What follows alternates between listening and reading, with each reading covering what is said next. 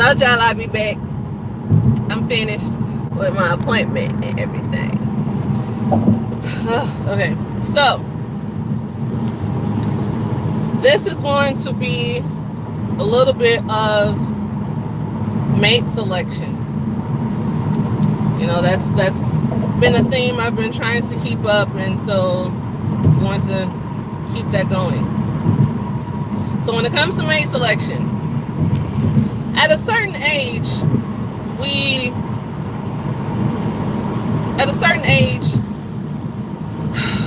I'm trying to say this without being offensive, but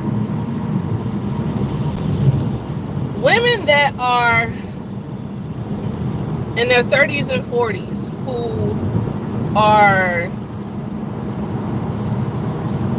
remarrying or getting married for the first time, a lot of times they have or have dealt with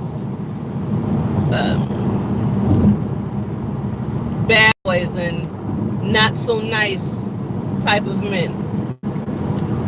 And so when you've had a history of making bad selections in mates, when a good, decent man comes around, you don't know how to recognize it. And because you don't know how to recognize it, you tend to push people away. You tend to make people, you tend to build walls. And so when you're being treated good by a good man, it's hard for you to understand that.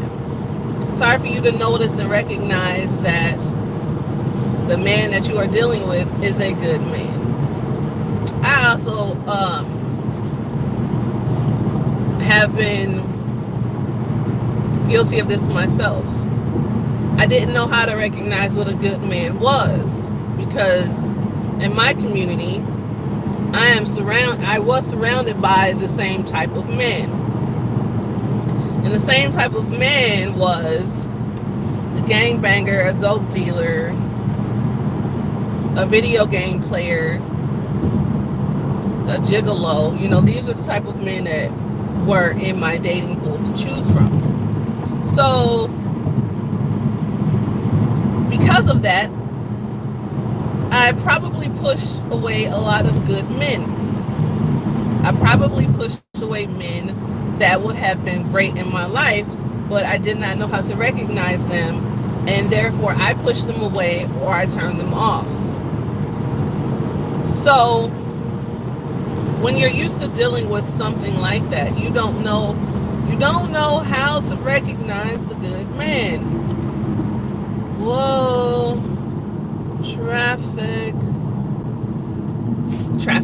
So you don't know how to recognize a good man because you're used to the same type of man. So when a good man comes around, he treats you good, he returns your phone calls, he cares about you and your day, and he cares about what's going on in your life, you find it as odd, you know? You find that as something that's not appealing to you because ain't nobody ever checked for you like that before, so this guy is weird. This guy is acting strange. This guy is acting funny. When in reality, it's you that's acting strange and acting funny. And it's because you don't know how to recognize a good man. You don't know how to recognize a good man because a good man comes in your life. Don't hit me. Good man comes in your life and he may speak to you respectfully. He may deal with you respectfully. And because he's not cussing you out and calling you all types of bitches and hoes and sluts, you don't know how to recognize that, you know, this man is genuinely a good man. Some women don't recognize a good man because he's not hitting you. You know, because for all intents and purposes, all of your previous relationships, the men that quote unquote loved you, hit you. So to have a man in your life that is not hitting you, you don't recognize that that's a good man. Because again, he's not abusing you. You're used to being abused. You're used to being misused, thrown away. You're used to being demeaned, disrespected. So when these good men come into your life, you think it's something strange and something weird. Which is why I think it would benefit us greatly to reevaluate how we select men and what we gauge men on. A man is he has a penis between his legs. There's a lot more to it than that. So, women, you have a head start, and the head start or the leg up is based on the fact that he has a woman quite possibly already. So you're able to judge and determine the type of person he is or is going to be based on his pre-existing relationship. That's something that you're not afforded in monogamy. You know, monogamy is a lot of guessing. It's a lot of working through the issues and the problems. So I think that's something that needs to be looked into. Also, women who have their guards up, it's hard for them to not have their guard up because, again, they're used to dealing with these types of men. So men out there that are trying to pursue women that are especially over 30, you guys need to really understand that that woman has been through multiple relationships. And with each relationship, a new wall is built. And if you don't have the patience, time, or fortitude to deal with that, some people might call it baggage. I don't think that's considered baggage. I think that's just a reality. The reality is that women over 30 have quite possibly had more than one relationship in their life, and that has shaped their thoughts and shaped their being. So if you decide to be with a woman over 30, a woman over 20 with children, and she has walls built up, she doesn't feel quite comfortable with you, and you know she's heard it all before, you know, the type of woman that you just can't get, you know, her panties will fall out because you tell her she's fine. She's been told she's fine all her life. People have been telling her she was fine since she was a freaking preteen. These women are not, you know, I don't want to say the typical woman, but these women have, like I said, had previous relationships. And so therefore, the way that they move and the way that they respond is differently. And if you as a man don't have the fortitude or the patience to deal with that, don't date them. Don't court them. Leave them alone. Leave them alone for somebody that can. Leave them alone for someone that can deal with them, someone that can give them what they need, and in turn they get what they need. You know, leave them alone. Go find someone else that doesn't have those types of issues or hang-ups.